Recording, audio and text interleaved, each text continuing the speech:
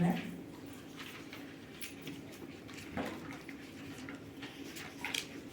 अध्याय का नाम है अध्याय 7 भगवत ज्ञान। क्योंकि जो छठा अध्याय उसके लास्ट श्लोक में भगवान बोलते हैं अर्जुन को कि जो समस्त योगियों में जो योगी अत्यंत श्रद्धा पूर्वक मेरे परायण है, अपने अंतःकरण में मेरे विषय में सोचता है और मेरी दिव्य प्रेमा भक्ति करता है, वह योग से मुझे परम अंतरंग रूप से युक्त रहता है और सबों में सर्वोच्च है। तो भगवान यहाँ पे प्रेमा भक्ति के बारे में बात कर रहे हैं। तो यहाँ अध्याय 7 से लेके अध्याय 13 तक की भक्ति योग है। गीता को 3 सेक्शंस में बांटा गया। पहला जो सेक्शन है वो कर्म योग का है। पहले अध्याय से लेके 6 अध्याय तक कर्म योग है, 7 से लेके 12 तक भक्ति योग है और 13 से 18 तक ज्ञान योग है। तो एक तरह से भक्ति योग स्टार्ट हो रहा है। भगवान ने लास्ट श्लोक जब बोला पिछले अध्याय में भक्ति के बारे में बोला, तो यहाँ से भक्ति का शुरू हो रहा है। भक्ति योग का पहला अध्याय भगवत ज्ञान। तो भगवान अपने बारे में ज्ञान दे रहे हैं, हमें अपने से जुड़ी संबंधित बातों को बताएंगे, हम पढ़ेंगे। पहला श्लोक संख्या 1 नहीं है, 1 है मतलब हाँ, एक है। बहुत सुंदर श्लोक है। मयि आसक्त मना पार्थ योगम युञ्जन मदाश्रया असंशयम समग्रम नाम यथा ज्ञास्यसि तच्छृणु। तो श्री भगवान ने कहा, हे पृथा पुत्र, अब सुनो कि तुम किस तरह मेरी भावना से पूर्ण होकर और मन को मुझ में आसक्त करके योगाभ्यास करते हुए मुझे पूर्णतः संशय रहित जान सकते हो। तो भगवान एक तरह से अपने आप को जानने का तरीका बता रहे हैं यहाँ पे कि कैसे भगवान को जाना जा सकता है ना। और बहुत सुंदर इसमें बता रहे हैं, इंपॉर्टेंट शब्द आया इसमें तत्श्रृणु। तत्श्रृणु शब्द आया मतलब सुनो, उसके बारे में सुनो। तो भगवान को हम कैसे जान सकते हैं? सुन के। भगवान के बारे में जब तक सुनेंगे नहीं, इसमें गर्म पानी गरम पानी ये इसमें मिश्री भी दो। तो भगवान के बारे में जब तक हम सुनेंगे नहीं, जानेंगे नहीं, तब तक भगवान से प्रेम नहीं कर पाएंगे, सेवा नहीं कर पाएंगे। तो भगवान के बारे में सुनना बहुत जरूरी है। तो इसमें वही बता रहे हैं कि अब सुनो कि तुम किस तरह मेरी भावना से पूर्ण होकर और मन को मुझ में आसक्त करके योगाभ्यास करते हो मुझे पूर्णतः संशय रहित जान सकते हो। तो भगवान को पूर्णतः कैसे जान सकते हैं? भगवान पूर्ण है। एक ब्रह्म होता है, एक परमात्मा होता है और एक भगवान होता है। ब्रह्म जो है वो भी अधूरा ज्ञान है, परमात्मा जो है वो भी अधूरा ज्ञान है, लेकिन जो भगवान है वो पूरा ज्ञान है। तो भगवान को हम जान सकते हैं जब सुनेंगे भगवान के बारे में और मन को भगवान में आसक्त करके, है ना। हमें आसक्ति करनी होगी भगवान से, मन से आसक्ति करनी होगी। मन से भगवान से जुड़ने का प्रयास करेंगे तो फिर हम भगवान को जान पाएंगे संशय रहित, बिना किसी संदेह के। आगे श्लोक संख्या 3। कई हजार मनुष्यों में से कोई एक सिद्धि के लिए प्रयत्नशील होता है और इस तरह सिद्धि प्राप्त करने वालों में से विरला ही कोई मुझे वास्तव में जान पाता है। तो बहुत सुंदर यहाँ बता रहे भगवान कि कई हजार मनुष्यों में से कोई एक सिद्धि के लिए प्रयत्नशील होता है ना। भगवान की राह पर चलते तो बहुत लोग हैं, है ना। भक्ति आप देखिए, भक्ति तो सारे ही करते होंगे। 99% लोग मंदिर जाते हैं, भक्ति करते हैं, लेकिन भक्ति कैसी करनी है, किसकी करनी है, किस तरह से करनी है, कैसे हम हमारे जीवन का उद्देश्य इसके बारे में नहीं जानते होंगे। उनको ये पता है कि मंदिर जाना है, जल चढ़ाना है, धूप बत्ती करनी है, आज इसका दिन है तो इसकी पूजा करनी है, इसका दिन है तो इसकी पूजा करनी है। तो भक्ति तो बहुत लोग करते हैं, लेकिन भगवान कहे कई हजार मनुष्यों में से कोई एक सिद्धि के लिए प्रयत्नशील होता है। सिद्धि क्या है? भगवान का प्रेम प्राप्त करना, है ना। भगवान के धाम जाना, भगवान को प्रसन्न करना, ये परम सिद्धि है, सिद्धि है। तो इसके लिए कोई विरला ही प्रयत्नशील होता है और इस तरह सिद्धि प्राप्त करने वालों में से विरला ही कोई एक मुझे वास्तव में जान पाता है। सिद्धि प्राप्त करने की राह पर बहुत लोग चलते हैं, लेकिन कोई विरला ही, क्या बता रहे हैं, सिद्धि प्राप्त करने वालों में से विरला ही कोई मुझे वास्तव में जान पाता है। पहले तो बहुत चलते बहुत मुश्किल से कई लोग, और जो चलते हैं उनकी राह पर उनमें से कोई विरला ही भगवान को प्राप्त कर पाता है, जान पाता है, तत्व से जान पाता है। बेसिकली कहने को तो सब भक्ति करते हैं, लेकिन तत्व से जानना भगवान को अलग है। हम लोग भावनाओं से भगवान को जोड़ते हैं ना, भावनाओं से भगवान को जानना चाहते हैं। जहाँ से जिसका जो संकट कट गया उसके लिए वही भगवान हो गया, है ना। उधर चादर चढ़ाने से किसी की मन्नत पूरी होती है, उसके संकट दूर होते हैं, उसके लिए वही भगवान होता है। भावनाओं से हम भगवान को बदलते हैं। कभी कष्ट आ गया तो दूसरी जगह चले जाते हैं। भगवान हमारे बदलते रहते हैं। वही यहाँ पे भगवान कह रहे हैं कि हमें तत्व से जानना है, मुझे तत्व से जानना। तत्व से जानना क्या है कि मेन जो हमारे सब कारण है वो कौन है? भगवान कृष्ण है। तत्व मतलब मान लो सोना है कोई, हमारे सोने के गहने हैं, चूड़ियाँ भी हैं, कानों के बूंदे भी हैं, रिंग्स भी हैं, सब कुछ है, अलग अलग गहने हैं, लेकिन मेन एलिमेंट क्या है, मेन तत्व क्या है, सोना, है ना। तो ऐसे मेन सोर्स क्या है, वो कृष्ण है, उनको हमें जानना है। तो वही यहाँ बता रहे भगवान कि कई हजार मनुष्यों में से कोई एक सिद्धि के लिए प्रयत्नशील होता है, और इस तरह सिद्धि प्राप्त करने वालों में से विरला ही कोई मुझे वास्तव में जान पाता है। वास्तव में मतलब तत्व से जान पाता है कि मैं कौन हूँ। आगे श्लोक संख्या 4, पृथ्वी जल अग्नि वायु आकाश मन बुद्धि तथा अहंकार, ये 8 प्रकार से विभक्त मेरी भिन्न प्रकृतियां हैं। तो हम जानते हैं कि भगवद गीता में 5 तत्वों की चर्चा की गई। कौन बताएगा 5 तत्वों पर चर्चा की गई गीता में? 5 विषय हैं गीता के मेन, कौन कौन से?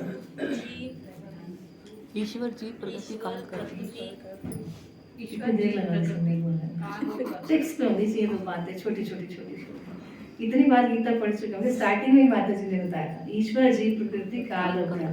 तो प्रकृति के बारे में भगवान यहाँ पे बता रहे हैं कि मेरी 2 तरह की प्रकृतियां हैं, पृथ्वी जल अग्नि वायु आकाश मन बुद्धि तथा अहंकार, ये 8 प्रकार से विभक्त मेरी भिन्न अपरा प्रकृतियां हैं।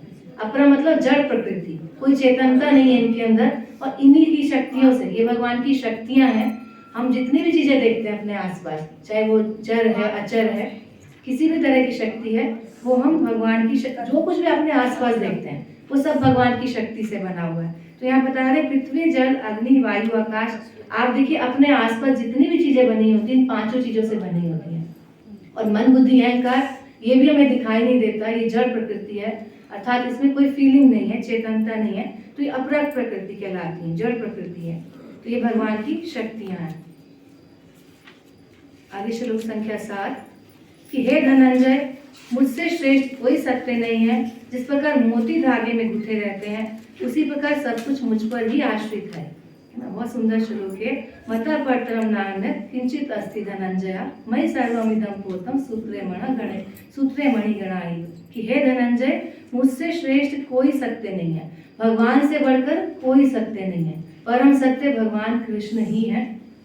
जिस प्रकार मोती धागे में गुथे रहते हैं उसी प्रकार सब कुछ मुझ पर ही आश्रित है। आप देखिए बहुत सारे मोती हों, वो कैसे किसी उसमें पिरोए जाएंगे, धागे के सहारे ना। धागा नहीं होगा तो ऐसा तो नहीं कि फेविकोल से चिपकाते जाएंगे तो चिपक जाएंगे और माला बन जाएगी ना। एक सूत्र चाहिए, एक धागा चाहिए उसको जोड़ने के लिए। तो जो सूत्र है, धागा है, आधार है, वो भगवान ही है। हालांकि वो आधार दिखाई नहीं देता हमें, लेकिन होना बहुत जरूरी है उसका। जैसे मान लीजिए कोई हम बिल्डिंग बनाते हैं, बिल्डिंग में तो नींव क्या होती है, नीचे होती है, दिखाई नहीं देती है, लेकिन सारी बिल्डिंग का जो आधार है वो नींव ही होता है। नींव स्ट्रांग होगी तो बिल्डिंग भी स्ट्रांग रहती है ना। ऐसे पौधे का देखा जाता है, जड़ क्या होती है, मिट्टी के अंदर होती है, दिखाई नहीं देती है हमें, लेकिन जड़ अगर मजबूत होती है तो पौधा भी हरा भरा रहता है, स्ट्रांग रहता है। उसी प्रकार ये जो भगवान है, हम सबको भगवान ने ही बांध के रखा हुआ है एक सूत्र की तरह। जैसे मोती इधर उधर बिखरे रहते हैं, मोती धागे में गुथे रहते हैं, उसी प्रकार सब कुछ मुझ पर ही आश्रित है, अर्थात पूरे संसार का आधार भगवान ही है, सब चीजों का आधार भगवान ही है। आगे है, हे कुंती पुत्र, मैं जल का स्वाद हूँ, सूर्य तथा चंद्रमा का प्रकाश हूँ, वैदिक मंत्रों में ओमकार हूँ, आकाश में ध्वनि हूँ तथा मनुष्य में सामर्थ्य हूँ। क्या कह रहे हैं? हे कुंती पुत्र, मैं जल का स्वाद हूँ। हम भगवान को कैसे याद कर सकते हैं, है ना। कहते हैं ना भगवान कण कण में है ना, जर्रे जर्रे में है भगवान, जर्रे जर्रे में है झांकी भगवान की, किसी सूझ वाली आंख में पहचान की। तो कण कण में भगवान है, तो कैसे हम उनको देख सकते हैं, कैसे आसानी से भगवान को याद कर सकते हैं। भगवान ने इतना सब कुछ हमारे आसपास बनाया, लेकिन हम ध्यान ही नहीं देते हैं। ये भी भगवान की शक्ति से बना है। तो इसमें बहुत सिंपल भगवान बता रहे हैं कि हे कुंती पुत्र, मैं जल का स्वाद हूँ। आप देखिए, अगर हमें प्यास लगती है, कितना मर्जी कोल्ड ड्रिंक्स पी लो, दूध लस्सी छाछ जो मर्जी पी लो, प्यास पानी से ही बुझती है। तो पानी का स्वाद कौन है? भगवान है। इसलिए जब भी पानी पिए, जल पिए, तो भगवान को याद करना चाहिए, धन्यवाद करना चाहिए, भगवान ने हमें दिया। तो भगवान कह रहे हैं मैं जल का स्वाद हूँ, सूर्य तथा चंद्रमा का प्रकाश हूँ। आप जितनी मर्जी ट्यूबलाइट्स अपने घर में जला लिया, अंधेरा अगर, तो जैसे सूर्य का प्रकाश आता है सब कुछ फीका हो जाता है। सूर्य, एक सूर्य सारे पूरे संसार को रोशनी कर देता है। पूरा सूर्य तथा चंद्रमा का प्रकाश हूँ, है ना। चंद्रमा का प्रकाश भी भगवान है। वैदिक मंत्रों में ओमकार हूँ। अक्सर कहा जाता है जो ओम है वो भगवान शिव से जुड़ा हुआ है, ऐसे कहते हैं। कि ओम शब्द जो है शिव से जुड़ा हुआ है, लेकिन भगवान ये क्लियर बता रहे हैं कि वैदिक मंत्रों में ओमकार हो, ज्यादातर मंत्र ओम से शुरू होते हैं, तो उनका आधार कौन है? कृष्ण है। वैदिक मंत्रों का में ओमकार हूँ, आकाश में ध्वनि हूँ, है ना। आकाश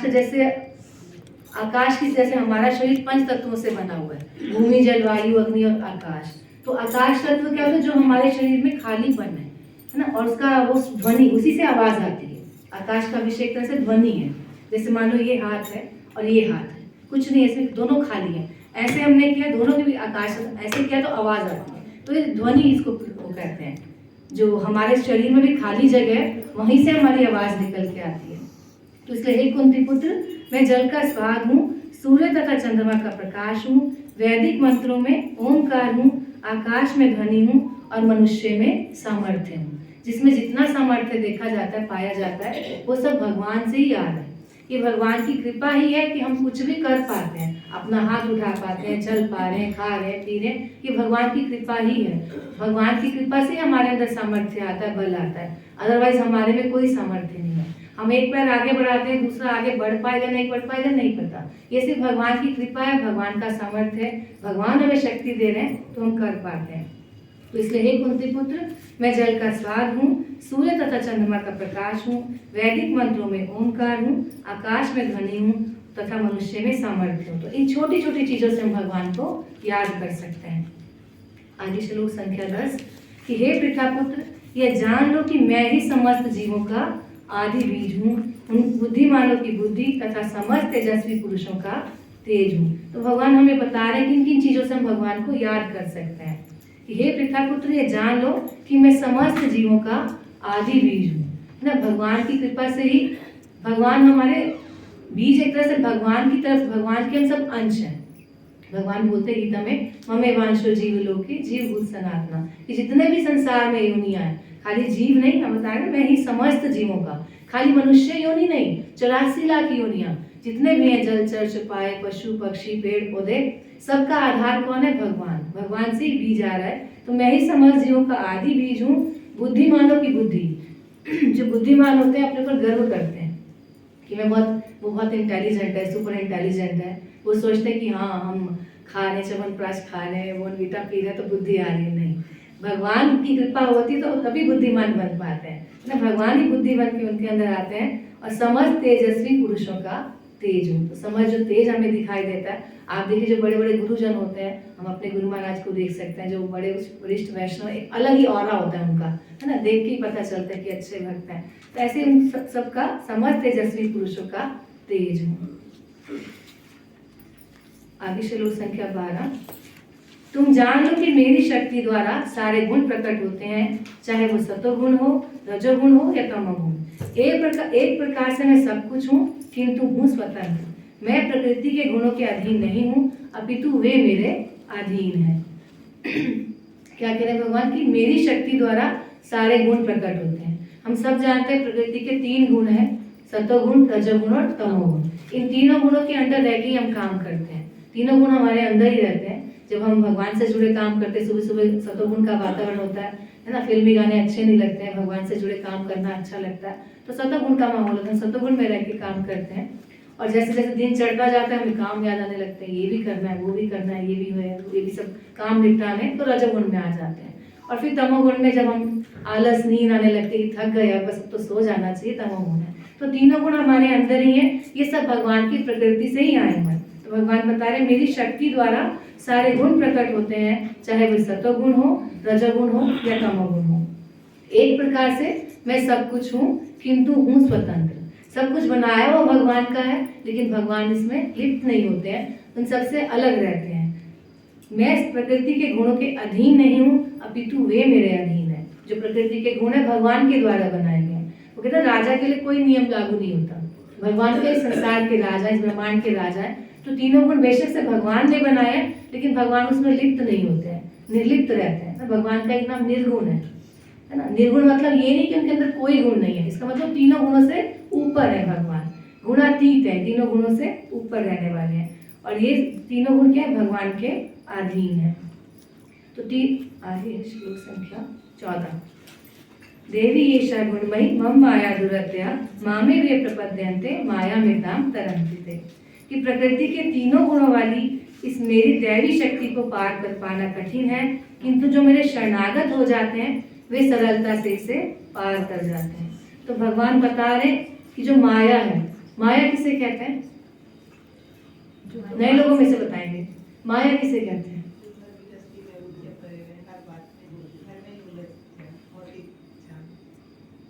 और कोई नहीं? सही है, कुछ हद तक ठीक है। और कुछ? माया का नाम क्या बोलो? धन संपत्ति। धन संपत्ति। बच्चे को कुछ भी हुआ, कितना भी ज्ञान है, फिर भी कुछ भी हुआ तो उसमें व्रत हो जाता है। कैसे हम आप क्या कह रहे थे? कोई होता है किसी से।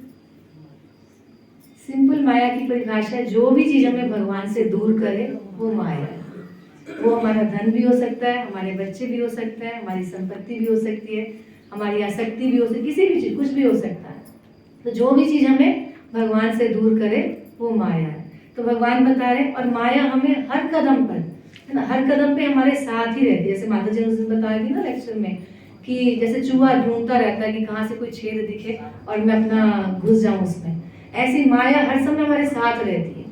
वो देखती है अभी बस ये भगवान की उससे पीछे हट रहा है, तुरंत अटैक कर देती है। बड़े बड़े ऋषि मुनि तक माया के चंगुल में फंस गए। तो प्रकृति के तीन गुणों वाली इस मेरी दैवी शक्ति को पार कर पाना कठिन है। भगवान स्वयं बोल रहे हैं माया से बचना आसान नहीं है। बेशक भगवान ने बनाया माया को, लेकिन भगवान की शक्ति से बच पाना आसान नहीं है, किंतु जो मेरे शरणागत हो जाते हैं, है ना। साथ साथ इसका उपाय भी बताया है कि कैसे हम इससे बच सकते हैं, कैसे माया को पार कर सकते हैं। जो मेरे शरणागत हो जाते हैं, जो मेरी शरण में आ जाते हैं, वे सरलता से इसे पार कर जाते हैं। तो भगवान की शरण में हम कैसे जा सकते हैं? भगवान की सेवा करके, भक्ति भक्ति करके, सेवा करके, और भगवान से प्रेम। काम करते हुए बेचैन मन होना चाहिए, जो हमें आपने क्या बोला? साधु संग, सबसे बेस्ट साधु संग, है ना। भक्तों के संग में जब रहेंगे ना, तो अगर हम भटकने लगेंगे, बाकी सब ठीक है, हो सकता है ऐसे, लेकिन वो एक साधु संग है। आप भक्ति से कभी पीछे हटने लगे कि हाँ एक माता जी क्लासेस में क्यों नहीं आ रही हैं, क्या ऐसा हो गया, हम फोन करके पूछते हैं आप आ नहीं रहे हो, कुछ गलत हो रहा है, आपके साथ कुछ गलत तो नहीं हुआ, बात करते रहते हैं। तो भक्तों के संग में जब रहते हैं, तो अगर भक्त भटकने लगता है तो दूसरा भक्त उसको खींच के वापस ले आता है कि आप गलत राह पर चल रहे हो, आप इस राह पर आओ, भक्ति की राह पर आओ, भगवान से जुड़ो। तो भक्त ही हमें बचा सकते हैं। इसलिए भक्तों का संग करना बहुत जरूरी। भक्तों के संग में रह के शरणागति समझ में आती है ना, सेवा समझ में आती है, प्रेम प्राप्त करना ये समझ में आता है। तो शरणागत होना है। तो भगवान कह रहे हैं जो मेरे शरणागत हो जाते हैं, अर्थात भगवान की शरण में जाना है। तो भगवान की शरण में भक्त ही लेके जा सकते हैं। अब हम भक्ति में कैसे आए? कोई ना कोई भक्ति हमें लेके आया, है ना, अपने आप तो नहीं आए, किसी ने, एक ने दूसरे को बताया, दूसरे ने तीसरे को बताया, इस तरीके से भक्तों के माध्यम से हम भक्ति में आए। इसलिए भक्त ही हमें भगवान की तरफ लेके जाते हैं। तो जो मेरे शरणागत हो जाते हैं वे सरलता से इसे पार कर जाते हैं, फिर बहुत आसानी से इसे पार कर जाते हैं। इसमें बहुत सारे श्लोक है जो याद करने चाहिए। नाम माम दुष्कृत्नो मूढ़ा प्रपद्यन्ते नराधमा माया अपृत ज्ञानम आसुरम भावम आश्रिता। जो निकट मूर्ख है, जो मनुष्यों में अधम है, जिनका ज्ञान माया द्वारा हर लिया गया है, तथा जो आसुरों की नास्तिक प्रकृति को धारण करने वाले हैं, ऐसे दुष्ट मेरी शरण ग्रहण नहीं करते। अब भगवान इसमें बता रहे हैं कि कौन लोग उनकी शरण में नहीं आते।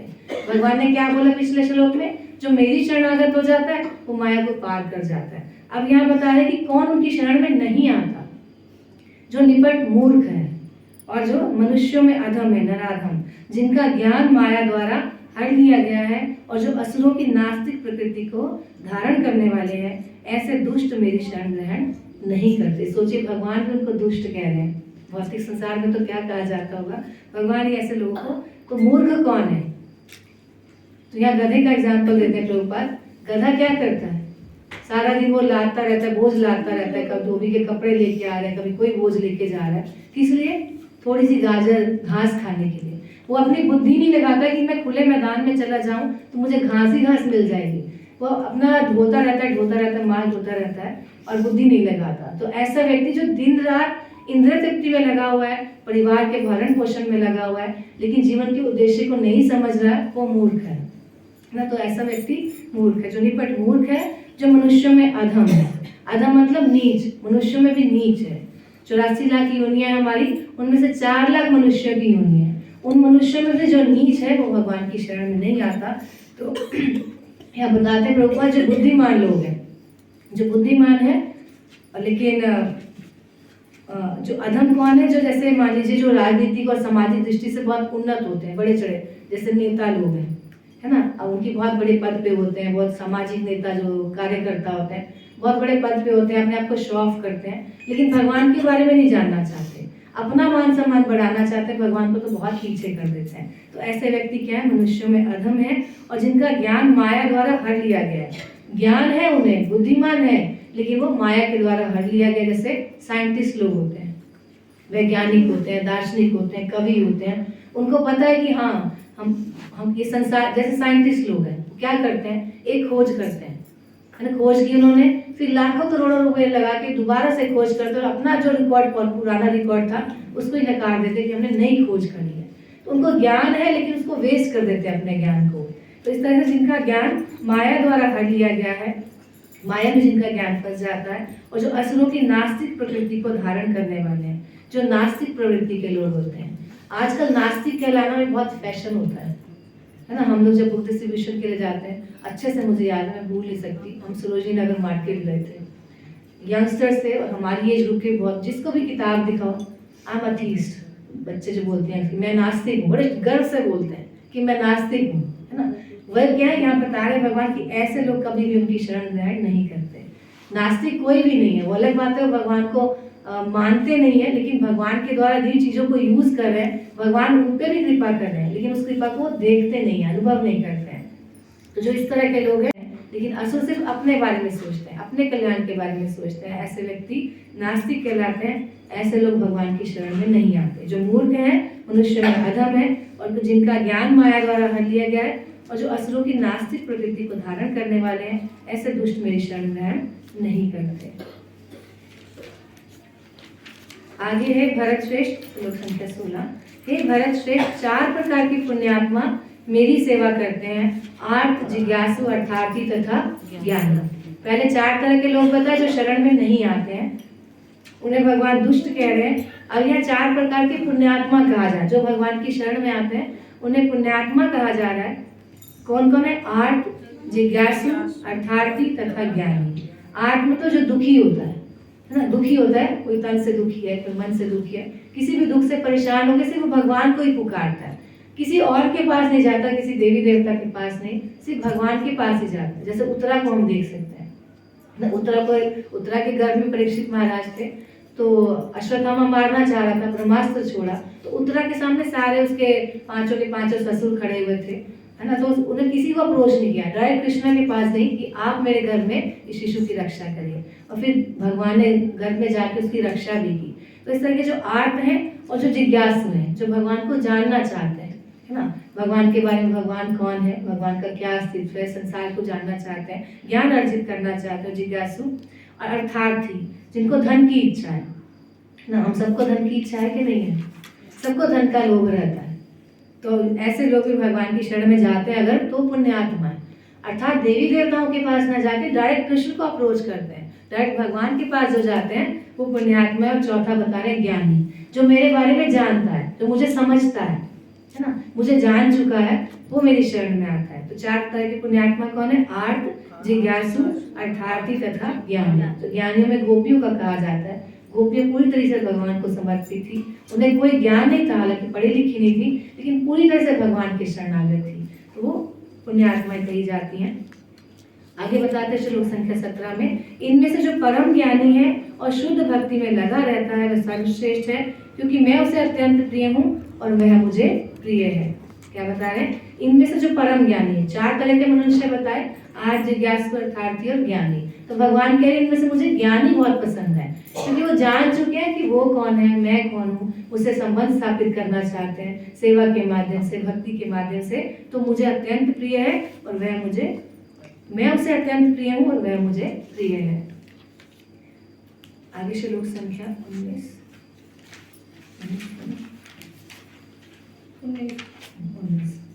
अनेक जन्म जन्मांतर के बाद जिसे सचमुच ज्ञान होता है वह मुझको समस्त कारणों का कारण जानकर मेरी शरण में आता है, ऐसा महात्मा अत्यंत दुर्लभ है। अर्थात जो भगवान अनेक जन्म जन्मांतर के बाद जिसे सचमुच ज्ञान होता है ना, हम सब भी पता नहीं कितनी योनियों में भटकने के बाद अब हमें समझ में आ रहा है कि कृष्ण भगवान है ना। तो जिसे जन्म जन्मांतर के बाद सचमुच ज्ञान होता है वह मुझको समस्त कारणों का कारण जानकर मेरी शरण में आता है, ऐसा महात्मा अत्यंत दुर्लभ होता है। एक तरह से श्लोक भी बोलो ना, सारे इंपॉर्टेंट है। हाँ, सारे पर टाइम नहीं है ना इतना। दो एक चैप्टर कल कर लेंगे। एक नया शेड्यूल फिक्स है ना सारा। ऐसे तो सारे चैप्टर के अच्छे इंपॉर्टेंट श्लोक हैं। तो अनेक जन्म जन्मांतर के बाद जिसे सचमुच ज्ञान होता है वह मुझको समस्त कारणों का कारण जानकर मेरी शरण में आता है, ऐसा महात्मा अत्यंत दुर्लभ है। जो पूरी तरीके से भगवान की शरण में चला जाता है, भगवान उसे दुर्लभ बता रहे हैं, है ना। ऐसे भक्त जो भगवान की पूरी तरह से शरण में चले जाते हैं दुर्लभ है। दुर्लभ मतलब जो मिलना कठिन है। भक्ति जब भगवान ने पहले बोला ना कि चलते बहुत है मेरी राह पर लेकिन कोई विरला ही पहुंच पाता, तो भगवान वही कह रहे हैं कि वो अत्यंत दुर्लभ है। तो भगवान ऐसे भक्त को दुर्लभ बता रहे हैं। साथ साथ आगे बताते हैं जिनकी बुद्धि भौतिक इच्छाओं द्वारा मारी गई है वे देवताओं की शरण में जाते हैं और वे अपने अपने स्वभाव के अनुसार पूजा के विशेष विधि विधानों का पालन करते हैं। जिनकी बुद्धि भौतिक इच्छाओं द्वारा मारी गई है वे देवताओं की शरण में जाते हैं, है ना। भगवान यहाँ क्लियर बता रहे हैं देवताओं की शरण में कौन जाते हैं, जिनकी बुद्धि मारी गई है ना। पहले क्या बताते हैं कि 4 तरह के लोग मेरी शरण में आते हैं, 4 तरह के लोग नहीं आते। जो नहीं आते भगवान की शरण में कहाँ जाते हैं, देवताओं के पास जाते हैं। तो भगवान बता रहे हैं कि देवताओं के पास कौन जाता है, जिनकी बुद्धि भौतिक इच्छाओं द्वारा मारी गई है। अर्थात उनकी इतनी भौतिक इच्छाएं हैं, एक इच्छा समाप्त होती है दूसरी पैदा हो जाती है, दूसरी समाप्त होती है तीसरी पैदा हो जाती है। अपनी इच्छाओं की पूर्ति के लिए वो देवताओं के पास जाते हैं और अपने अपने स्वभाव के अनुसार पूजा के विशेष विधि विधानों का पालन करते हैं। अपने अपने गुणों के अनुसार जिस गुण में वो रहते हैं मनमाने ढंग से अपने विशेष विधि विधानों का पालन करते हैं। श्लोक संख्या 23। अल्प बुद्धि वाले व्यक्ति देवताओं की पूजा करते हैं और उन्हें प्राप्त होने वाले फल सीमित तथा क्षणिक होते हैं। देवताओं की पूजा करने वाले देवलोक को जाते हैं किंतु मेरे भक्त अंततः मेरे परम धाम को प्राप्त होते हैं। पहले भगवान ने क्या बोला, जिनकी बुद्धि भौतिक इच्छाओं से मारी गई है वो देवताओं की शरण में जाते हैं। अब क्या कह रहे हैं, अल्प बुद्धि वाले व्यक्ति जिनकी बुद्धि कम है वो देवताओं की शरण में जाते हैं। अब अपने आप को आप गैस कर सकते हो, जज कर सकते हो कि आप बुद्धिमान हो या अल्प बुद्धि वाले हो, है ना। नहीं, जो भी यहाँ पे आए वो बुद्धिमान है, तभी तो कृष्ण की शरण में आए, है ना। तो अल्प बुद्धि वाले व्यक्ति देवताओं की पूजा करते हैं और उन्हें प्राप्त होने वाले फल सीमित तथा क्षणिक होते हैं। जो देवताओं से भी फल हमें मिलते हैं वो टेम्परेरी होते हैं, है ना, क्षणिक होते हैं और सीमित होते हैं। आप देखिए हम लोग देवताओं को अजर अमर मानते हैं, देवता लोग भी अजर अमर नहीं है, उनकी भी आयु निश्चित है, तो है ना, उनकी आयु भी छोटी है। तो आप सोचिए जो उनसे हमें फल मिल रहे हैं वो कैसे परमानेंट रह सकते हैं। जब वो ही परमानेंट रहने वाले नहीं तो उनसे फल मिलेगा वो कैसे परमानेंट रह सकता है। तो देवताओं से जो फल मिल रहा है वो भी सीमित तथा क्षणिक है। देवताओं की पूजा करने वाले देवलोक को जाते हैं किंतु मेरे भक्त अंततः मेरे परम धाम को प्राप्त होते हैं। जो देवताओं की पूजा करता है वो देवताओं के लोक में जाता है, जो भगवान कृष्ण की पूजा करता है वो भगवान के लोक में जाता है। तो यहाँ पे एक क्वेश्चन उठता है कि हम कृष्ण की पूजा ही क्यों करें। एक तरह से उसका आंसर है कि हमें भगवान के धाम जाना है, भगवान का प्रेम प्राप्त करना है, इसलिए हमें भगवान कृष्ण की पूजा करनी है। देवताओं की पूजा करेंगे तो उनके लोक से वापस हमें आना पड़ेगा, है ना, फिर संसार में भटकना पड़ेगा। लेकिन अगर भगवान के धाम पहुंच गए तो फिर हमें वापस नहीं आना पड़ेगा। आगे श्लोक संख्या 24। बुद्धिहीन मनुष्य मुझको ठीक से ना जानने के कारण सोचते हैं कि मैं भगवान कृष्ण पहले निराकार था और अब मैंने स्वरूप को धारण किया है। वे अपने अल्प ज्ञान के कारण मेरी अविनाशी तथा सर्वोच्च प्रकृति को नहीं जान पाते। बुद्धिहीन मनुष्य मुझको ठीक से ना जानने के कारण सोचते हैं कि मैं पहले निराकार था और अब मैंने इस स्वरूप को धारण किया। तो भगवान एक तरह से यहाँ भगवान निराकार है या साकार, इसका उत्तर दे रहे हैं। कितने लोग मानते हैं कि भगवान निराकार है? कोई है जो मानता है भगवान को निराकार? सब साकार मानते हैं? दोनों है भगवान, निराकार भी साकार। भगवान इसी का उत्तर दे रहे हैं इसमें। बुद्धिहीन मनुष्य मुझको ठीक से ना जानने के कारण सोचते हैं कि मैं पहले निराकार था और अब मैंने इस स्वरूप को धारण किया है। वे अपने अल्प ज्ञान के कारण मेरी अविनाशी तथा सर्वोच्च प्रकृति को नहीं जान पाते। भगवान हमेशा से ही साकार रूप में थे, है ना, हमेशा से साकार रूप में। वो अलग अलग फॉर्म्स है भगवान की, 3 रूपों में भगवान पाए जाते हैं, ब्रह्म, परमात्मा और भगवान। ब्रह्म मतलब जो भगवान का निराकार स्वरूप है, ब्रह्म ज्योति जिसे कहा जाता है। ज्यादातर लोग आपको ऐसे ही मिलेंगे जो निराकार स्वरूप की पूजा करते हैं, है ना, भगवान के साकार रूप को, इस सुंदर से विग्रह को नहीं मानते हैं कि भगवान हमारी तरह द्विभुज रूप है, इतना सुंदर उनका रूप है, सुंदर श्रृंगार करते हैं, इसको नहीं मानते कि हाँ कोई भगवान एक लाइट है, ज्योति मानते हैं, है ना, तो वो निराकार की पूजा करते हैं, वो ब्रह्म कहलाता है। और दूसरा होता है भगवान का परमात्मा स्वरूप, जो भगवान का चतुर्भुज रूप है, विष्णु जी जो है, जो परमात्मा स्वरूप है, हम सबके हृदय में है ना, वो भगवान का परमात्मा स्वरूप है। तीसरा होता है भगवान, जो भगवान हमारे जैसे है, द्विभुज रूप, भगवान ने अपने जैसे ही हमें बनाया, लेकिन फिर भी हम कंफ्यूज होकर भटकते रहते हैं कि ऐसे कैसे भगवान हो सकते हैं, है ना, ऐसे कैसे भगवान जो गोपियों के वस्त्र चुराते हैं, माखन चुराते हैं, है ना, रास लीला करते हैं, ऐसे कैसे भगवान हो सकते हैं, तो हम एक तरह से भ्रमित हो जाते हैं। तो भगवान यही कह रहे कि वे अपने अल्प ज्ञान के कारण मेरी अविनाशी तथा सर्वोच्च प्रकृति को नहीं जान पाते। भगवान अविनाशी है, हमेशा ही रहने वाले हैं। मूर्खों तथा अल्पज्ञों के लिए कभी भी प्रकट नहीं हूँ, उनके लिए तो मैं अपनी अंतरंगा शक्ति द्वारा आच्छादित रहता हूँ, अतः वे ये नहीं जान पाते कि मैं अजन्मा तथा अविनाशी हूँ। भगवान क्या कह रहे हैं कि मैं मूर्खों तथा अल्पज्ञों के लिए कभी भी प्रकट नहीं हूँ। जो मूर्ख हैं, जो भगवान को जानना नहीं चाहते, समझना नहीं चाहते, भक्ति नहीं करना चाहते, भगवान कभी उनके सामने प्रकट नहीं होते। भगवान प्रकट होते हैं क्या? बताइए, भगवान प्रकट होते हैं भक्तों के आगे? होते हैं कि नहीं होते हैं? कलयुग में भगवान विग्रह रूप में हमारे सामने, हमारे घरों में है, तो हमारे साथ लीला करते हैं कि नहीं करते? तो भगवान प्रकट होते हैं। हम मंदिर में क्यों जाते हैं दर्शन करने? क्योंकि साक्षात भगवान है ये। तो कलयुग में भगवान विग्रह के रूप में हमारे सामने, गुरु के रूप में, शास्त्रों के रूप में, धाम के रूप में हमारे सामने, हम उनको देख सकते हैं। तो यहाँ बता रहे, मैं मूर्खों तथा अल्पज्ञों के लिए कभी भी प्रकट नहीं हूँ, उनके लिए तो मैं अपनी अंतरंगा शक्ति द्वारा आच्छादित रहता हूँ। जो मूर्ख है वो नहीं समझ पाते, भगवान अपने आप को ढक के रखते हैं शक्ति के द्वारा, अतः वे नहीं जान पाते मैं अजन्मा तथा अविनाशी हूँ, है ना। भगवान प्रकट होते हैं और अंतर्ध्यान हो जाते हैं। भगवान का जन्म नहीं होता, भगवान प्रकट होते हैं। जन्म और प्रकट होने में क्या अंतर है? जन्म गर्भ से लिया जाता है, प्रकट जैसे होते हैं। जन्म जो होता है वो स्त्री पुरुष के संपर्क से, गर्भ से होता है, लेकिन भगवान एज इट इज जैसे वैसे के वैसे प्रकट हो जाते हैं। तभी अवतार कहा जाता है, अवतरती तीसरा अवतार है ना, भगवान का अवतार होता है, बोलते हैं ना भगवान का अवतार होता है, अवतरती तीसरा अवतार, जो उतर के नीचे आता है वो अवतार कहलाता है। तो भगवान अवतार लेते हैं और अंतर्ध्यान हो जाते हैं। आगे श्लोक संख्या 28।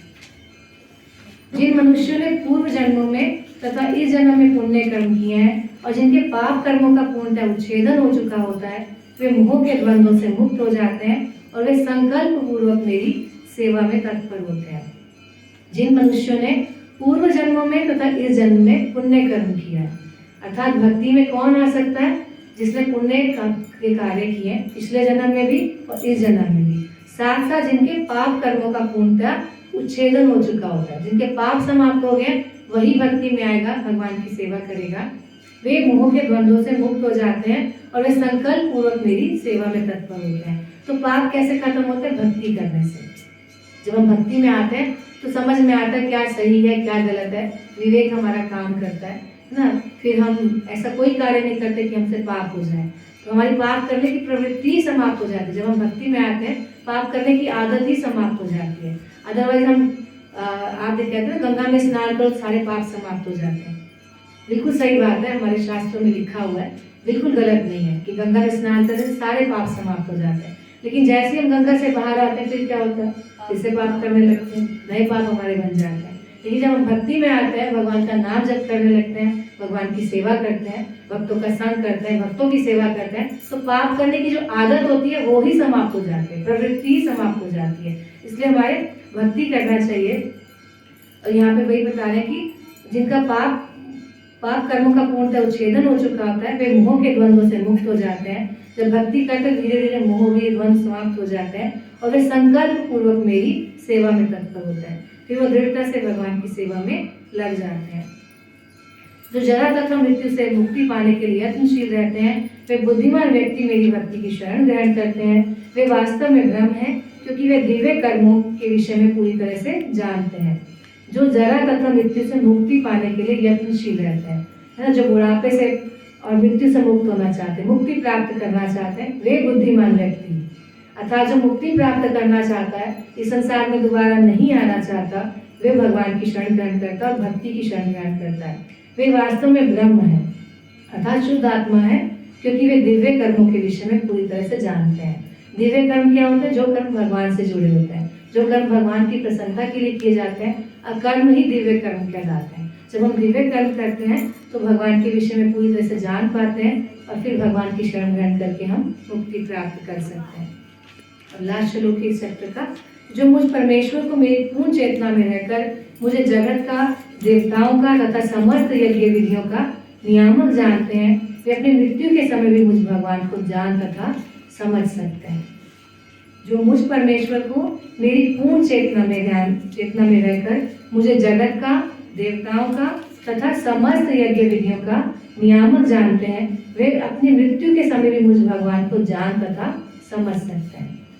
तो भगवान को जिसको समझ में आ गया, भगवान सर्व कारण कारणम है, कि सब कारणों के कारण भगवान है, ये संसार भगवान से बना है, भगवान की शक्ति से काम कर रहे हैं, हम भी भगवान की शक्ति से चल रहे हैं, जिसे ये समझ में आ गया, साथ साथ देवताओं का समझ में आ गया उनकी क्या स्थिति है, तो वह अपनी मृत्यु के समय भी मुझ भगवान को जान तथा समझ सकते हैं। अर्थात भगवान एक तरह से हमें होमवर्क दे रहे हैं कि मृत्यु के समय मुझे याद रखना है ना। वे अपने मृत्यु के समय भी मुझ भगवान को जान तथा समझ सकते हैं। तो इस प्रकार श्रीमद् भगवद गीता के 7वें अध्याय भगवत ज्ञान का भक्ति वेदांत तात्पर्य पूर्ण हुआ।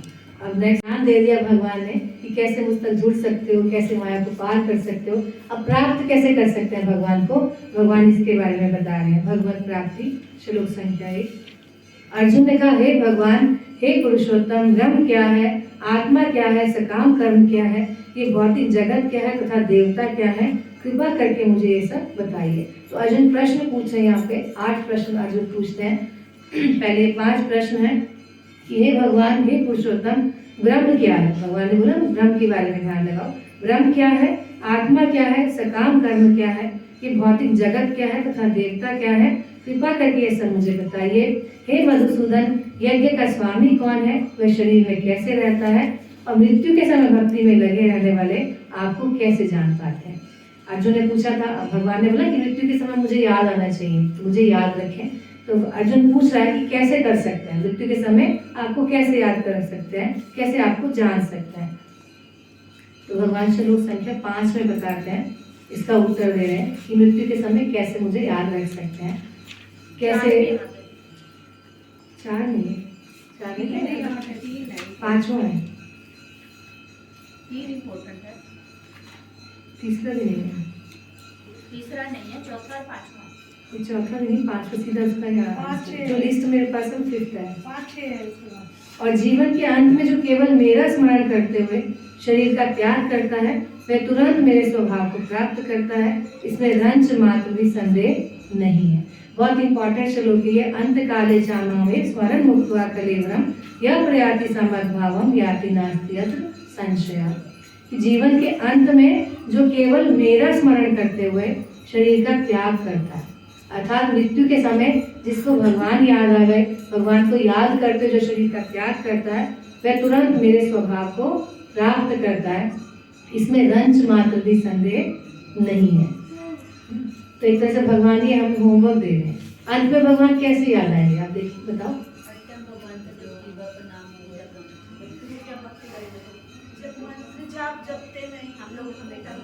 अर्थात जब हमारी चेतना में पूरी तरीके से भगवान होंगे, अब हर समय भगवान में लगे रहेंगे, इसका मतलब ये भी नहीं कि घर के काम काज नहीं करना है, वो भी करना है, उनको भी भक्ति से जोड़ देना है, भगवान से जोड़ देना है। बहुत इसमें 3-4 शब्द बहुत इंपॉर्टेंट है। जीवन के अंत में केवल मेरा स्मरण, केवल भगवान को याद करना है। कोई देवी देवता याद आए, अक्सर होता है क्या मृत्यु के समय, है ना, कि इसकी बेटी को बुला दो, इसके बेटे को बुला दो, अंत समय में मुंह देख लें, है ना, और किसी को धन याद आ जाता है, किसी को अपनी संपत्ति याद आ जाती है, किसी को अपनी फैक्ट्री, कुछ ना कुछ याद आ जाता है। तो जिसको जीवन के अंत में जो केवल मेरा स्मरण करता है, भगवान केवल लगा रहे हैं यहाँ पे, केवल मुझे याद रखता है, मुझे याद रखता है, मेरा स्मरण करता है और शरीर का त्याग करता है, तुरंत मेरे स्वभाव को प्राप्त करता है। तो केवल और स्मरण बहुत जरूरी है। स्मरण कब याद रहेगा हमें? जब हम श्रवण करेंगे, सुनेंगे, तब हमें बार बार याद भी रहेगा कि हाँ, एक चीज को अगर हम सुनते हैं, है ना, कोई चीज हमने सुनी और उसको 3 लोगों को सुनाते हैं आगे, है ना, एक मान लो कोई श्लोक सुना, कोई लाइन अच्छी लगी, कोई कोट अच्छा लगा, कुछ आपको स्टोरी अच्छी लगी, वो आप जाके 3 लोगों को सुनाओ, अपने बच्चों को सुनाओ, हस्बैंड को सुनाओ, या कोई भी आपकी फ्रेंड सर्कल में उसको सुनाओ, तो फिर आप कभी नहीं भूलोगे, आपको याद रहेगा वो आपको याद रहेगा, आपकी चेतना में रहेगा। जब कभी आपको जरूरत पड़ेगी तो आपको याद भी आ जाएगा कि उसको आपको कोट करना है, लेकिन उसके लिए हमें बार बार सुनना पड़ेगा, सुनने से चीज याद रहती है। और दूसरा, हमें भगवान से संबंध बनाना पड़ेगा, है ना। अब हमें अंत समय अपने बच्चे क्या याद आते हैं, है ना, क्योंकि हमारा संबंध है उनसे, धन हमने जो कमाया उससे हमारा संबंध है, तो हमारा धन याद आता है, हमें अपना घर याद आता है, अपने बच्चे याद आते हैं। इसलिए इसी तरीके से जब भगवान से संबंध बना लेंगे, भगवान को दोस्त बना ले, बच्चा बना ले अपना, उनके माता पिता बने, कोई भी संबंध बना ले, शांत रस में 5 तरह के संबंध होते हैं, तो भगवान से जब संबंध बना लेंगे तो फिर अंत से जिसका भी साथ संबंध होता है वो हमें याद जरूर आता है ना, तो हम फिर भगवान हमें याद आ सकते हैं। वह बता रहे कि जो अंत में मुझे याद करता है वह तुरंत मेरे स्वभाव को प्राप्त करता है, अर्थात आध्यात्मिक दिव्य शरीर प्राप्त करता है, इसमें रंच मात्र भी संदेह नहीं है।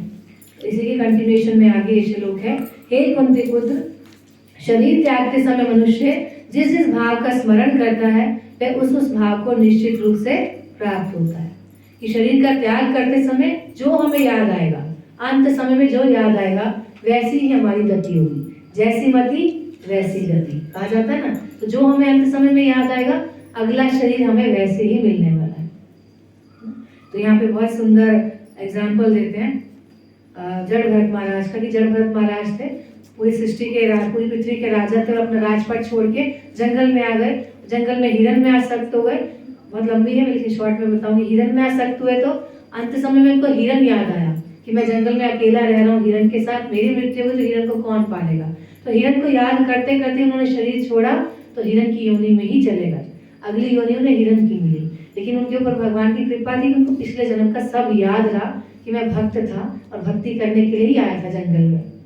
फिर उन्होंने अपना जीवन व्यर्थ नहीं किया, खाना पीना बंद कर दिया, हिरणों के झुंड में रहने लगे और सब धीरे अपने प्राण को त्याग दिया। फिर वो जड़ भरत बन के आए, दोबारा से उनको मनुष्य शरीर मिला, फिर अपना जीवन उन्होंने सार्थक किया, भगवान को प्राप्त किया। वही यहाँ पे बताया कि हे कुंती पुत्र, शरीर त्यागते समय मनुष्य जिस जिस भाव का स्मरण करता है वह उस भाव को निश्चित रूप से प्राप्त होता है। जब मृत्यु होती है तो हमें नहीं दिखता, जिसकी मृत्यु होने वाली उसको सब दिखाई देता है।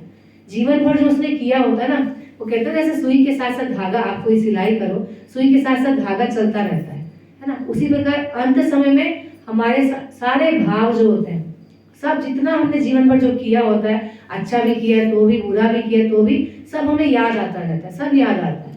और फिर कहाँ हमारी सुई अटक जाए कुछ नहीं पता हमें। इसलिए अक्सर लोग ये बोलते हैं कि खाओ पियो मौज मस्ती करो, भगवान ने तो बोला अंत समय में नाम ले लो। पूरा जीवन ऐसे खाते पीते नहीं याद कर लेंगे भगवान को तो कर पाएंगे? नहीं कर पाएंगे। अभ्यास से करना, अभ्यास होगा नाम लेने का, याद करने का, तभी अंत समय में भगवान याद आएंगे, अदरवाइज भगवान याद आने वाले नहीं है। ये सब कृपा के ऊपर निर्भर करता है। आगे श्लोक संख्या 7, अतः हे अर्जुन, तुम्हें सदैव कृष्ण रूप में मेरा चिंतन करना चाहिए और साथ ही युद्ध करने के कर्तव्य को भी पूरा करना चाहिए। अपने कर्मों को मुझे समर्पित करके तथा अपने मन एवं बुद्धि को मुझ में स्थिर करके तुम निश्चित रूप से मुझे प्राप्त कर सकोगे। तो भगवान कह रहे हैं अर्जुन को कि तुम कृष्ण रूप में मेरा चिंतन करो। अर्जुन युद्ध भूमि में है तो भगवान कह रहे तुम मेरे बारे में सोचो और साथ साथ युद्ध के करने के कर्तव्य को निभाओ। तो अर्जुन के माध्यम से हमें सिखा रहे हैं भगवान कि हमें भी सारे काम करने हैं, सब काम करने, लेकिन भगवान को याद करते करते, है ना। काम करते रहो, नाम जपते रहो, प्रभु दर्शन तो देंगे कभी ना कभी। ऐसे काम करते करते अपने कर्तव्य को, हमें भगवान को याद करते करते अपने कर्तव्य को निभाना है और अपने मन तथा बुद्धि को भगवान में स्थिर जब कर देंगे तो भगवान अवश्य ही हमें प्राप्त हो जाएंगे। आगे श्लोक संख्या 8, अपना मन निरंतर लगाए रखकर अविचलित भाव से भगवान के रूप में मेरा ध्यान करता है वह मुझको अवश्य ही प्राप्त होता है। एक बार जो व्यक्ति मेरा स्मरण करने में, फिर से यहाँ पे स्मरण के बारे में कह रहे हैं कि जो मुझे याद करने में अपना मन निरंतर लगाए रखकर अविचलित भाव से, कि कभी विचलित नहीं होता है, अच्छा समय आए तो भी भगवान का धन्यवाद करता है, बुरा समय आए तो भी भगवान की कृपा को ही देखता है, कभी विचलित नहीं होता, अपनी भक्ति में आँच नहीं आने देता। आप देखिए जो भक्त होते हैं, मुझे गुरु महाराज का अच्छे से याद है, एक बार हम रिट्रीट में गए थे शुक्रता, तो गुरु महाराज के घुटनों का ऑपरेशन हुआ था उस टाइम पे। तो हमारी रिट्रीट थी, 2 दिन पहले ही ऑपरेशन हुआ था, तो महाराज ने बोला कि मुझे रिट्रीट में जाना है। तो सबने बोला कि नहीं, अभी तो आप बिल्कुल 2 दिन पहले ऑपरेशन हुआ, कैसे जा सकते हो। तो महाराज व्हील चेयर पर बैठ के उन्होंने हमें लेक्चर दिया। गुजरात से स्पेशल आए नैमिषारण्य ने, और यहाँ पे शुक्रताल में, और व्हील चेयर पर बैठ के आए और हमें प्रॉपर लेक्चर दिया। 3 दिन क्लासेस लेते रहे, है ना। तो ये क्या है, पूर्ण चेतना उनकी भगवान में ही लगी रहती है ना, भगवान को समर्पित है, भगवान को याद, निरंतर वो अविचलित भाव से, विचलित नहीं हुए कि नहीं मेरा ऑपरेशन हुआ है तो वैसे नहीं, वो समभाव रहते हैं। वही तो, तभी तो बड़े बड़े गुण पता चलते हैं भक्तों के। तो अविचलित भाव से भगवान के रूप में मेरा ध्यान करता है, वह मुझको अवश्य ही प्राप्त होता है। आगे श्लोक संख्या 14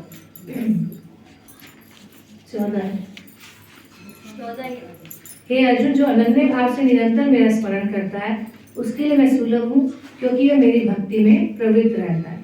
देखिए, पहले भगवान ने भक्तों को दुर्लभ बताया था कि भक्त बहुत मुश्किल से मिलते हैं, और मैं सुलभ हूँ, मैं बहुत आसानी से मिल जाता। हमें क्या लगता है, भगवान को पाना तो बहुत कठिन है, भक्त तो बहुत मिल जाएंगे, है ना। लेकिन भगवान क्या कह रहे हैं, भक्त तो मिलना कठिन है, मैं तो आसानी से मिल जाता हूँ। हम वैसी भक्ति नहीं करते कि भगवान को आसानी से प्राप्त कर पाए। तो हे अर्जुन, जो अनन्य भाव से, बहुत सुंदर ये श्लोक है, जो अनन्य भाव से निरंतर मेरा स्मरण करता है। अनन्य मतलब ना कोई अन्य, भगवान कृष्ण के अलावा और कोई नहीं, है ना, ना कोई देवी देवता, ना कुछ, है ना। हम लोग क्या करते हैं, अक्सर यही होता है कि आज मंगलवार तो हनुमान जी को मनाया जाए, करने में कोई बुराई नहीं, लेकिन हमारा जो इष्ट है जो एक होने चाहिए, है ना। मंत्र एक होना चाहिए, ग्रंथ एक होना चाहिए, गुरु एक होने चाहिए, और ऐसे ही हमारे इष्ट भी एक होने चाहिए। हम सबको प्रणाम कर सकते हैं, सबकी रिस्पेक्ट कर सकते हैं, सबका आदर करना भी चाहिए, है ना। वो देवी देवता ऐसे हमारे में से निकल के गए, जो देवी देवता बने हमारे में से निकल गए, उन्होंने इतनी भक्ति करी, प्रगाढ़ भक्ति करी,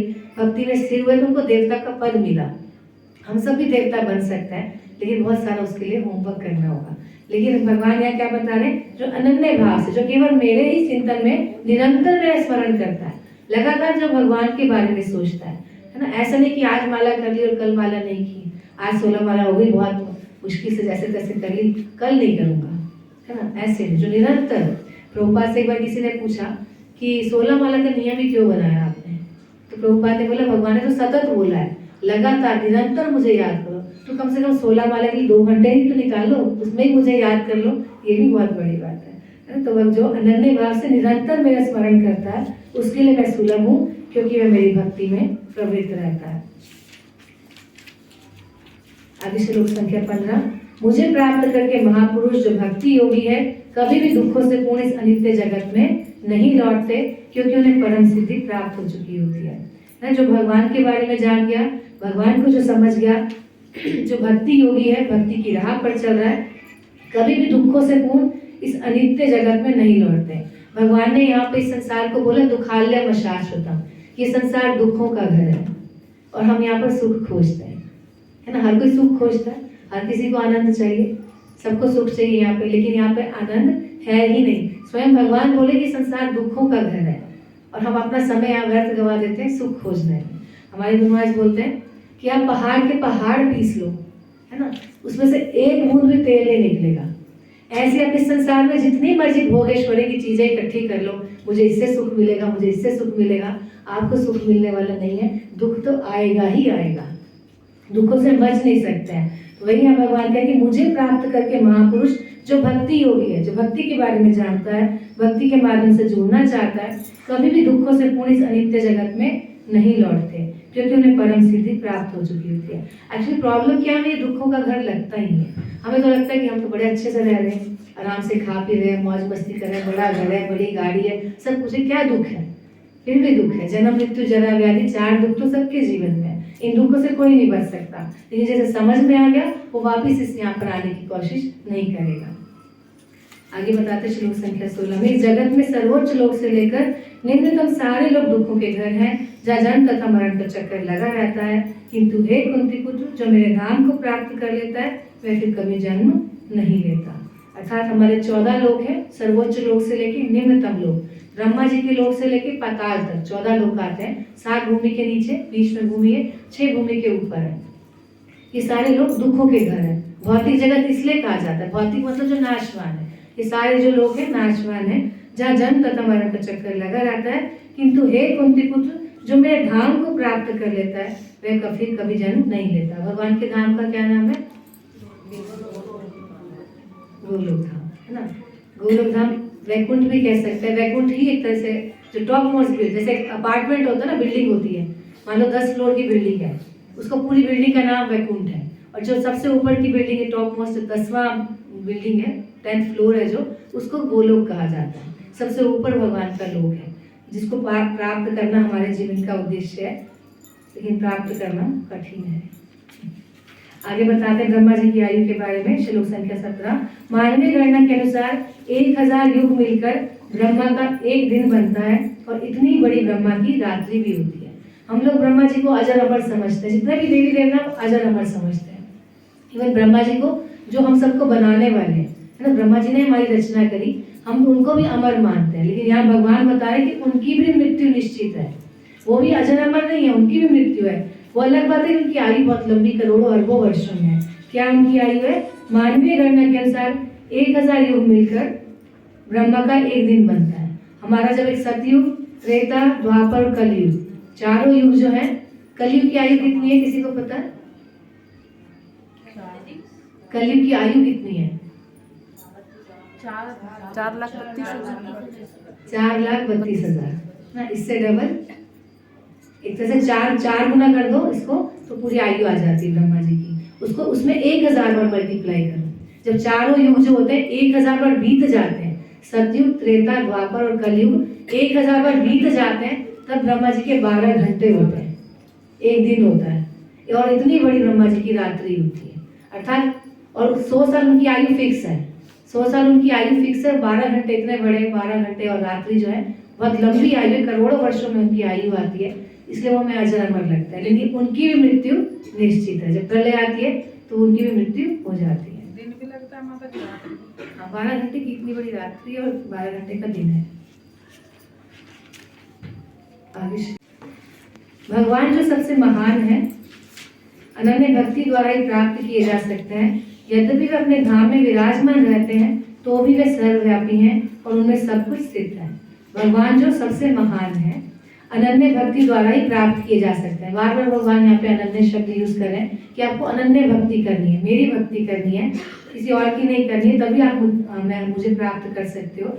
यद्यपि वे अपने धाम में विराजमान रहते हैं, तो भी वे सर्वव्यापी हैं और उनमें सब कुछ स्थित है ना। भगवान अपने धाम में रहते हैं, लेकिन अपनी शक्तियों के माध्यम से इस पूरे संसार में फैले हुए हैं और उनमें सब कुछ स्थित है। सब कुछ भगवान पर ही आधारित है। बोलते ना, हरि व्यापक सर्वत्र समान, प्रेम से प्रकट ही यही मैं जाना, है ना। प्रेम से भगवान को हम देख सकते हैं। अब माता जी अक्सर भजन सुनाती हैं, जर्रे जर्रे में है झांकी भगवान की, किसी सूझ, जर्रे जर्रे में है झांकी भगवान की, किसी सूझ वाली आँख ने पहचान की। जर्रे जर्रे में है झांकी भगवान की, किसी सूझ वाली आँख ने पहचान की। नाम देव ने बनाई, रोटी कुत्ते ने उठाई, पीछे घी का कटोरा लिए जा रहे।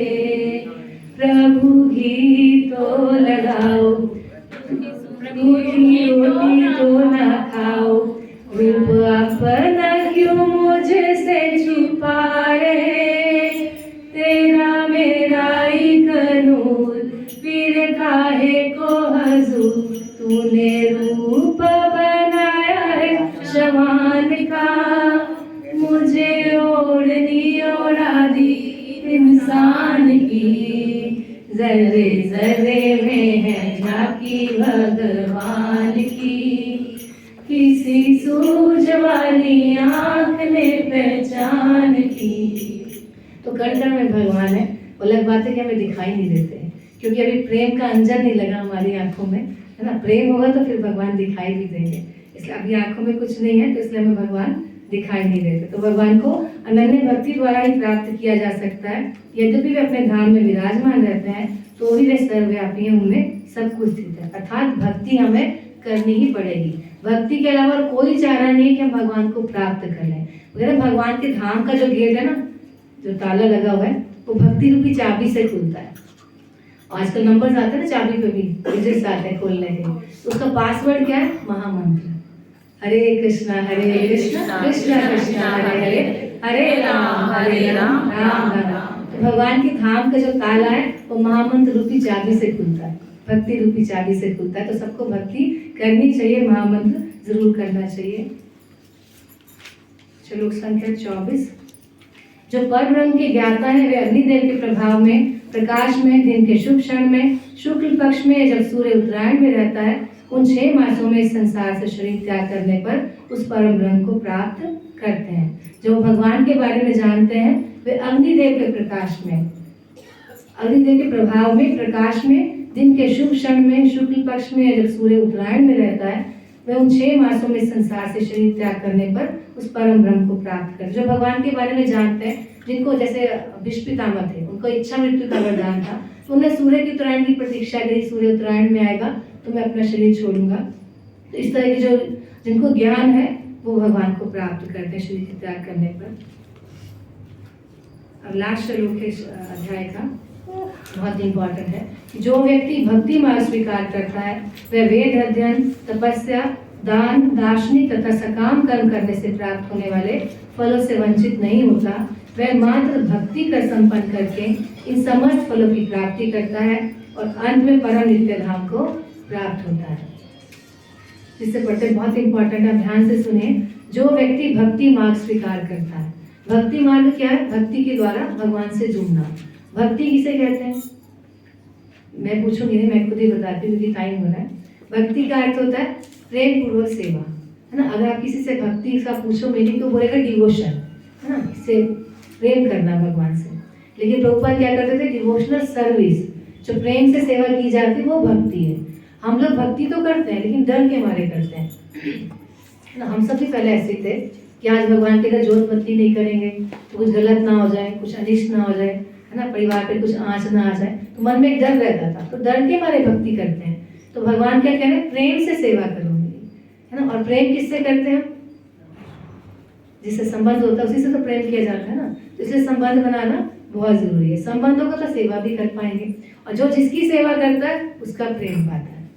अगर आप कुत्ते की सेवा करोगे कुत्ता भी आपसे प्रेम करेगा, आप अपने बच्चों की सेवा करोगे बच्चे आपसे प्रेम करेंगे। उसी प्रकार अगर भगवान की सेवा करेंगे तो भगवान का प्रेम हम प्राप्त करेंगे। तो जो व्यक्ति भक्ति मार्ग स्वीकार करता था, जो प्रेम का मार्ग स्वीकार करता है, सेवा का मार्ग स्वीकार करता है, वह वेद अध्ययन, तपस्या, दान, दार्शनिक तथा सकाम कर्म करने से प्राप्त होने वाले फलों से वंचित नहीं होता, है ना। अक्सर लोग बोलते हैं कि अगर तपस्या नहीं करेंगे, दान नहीं देंगे, है ना, यही भौतिक संसार में यही होता है। दान दे के लोग पुण्य कमाना चाहते हैं, तपस्या करके पुण्य कमाना चाहते हैं, या सकाम कर्म करके कि अगर कुछ फल की इच्छा नहीं करेंगे तो कैसे हमें मोटिवेशन मिलेगा, जैसे प्रभु जी बोल रहे थे।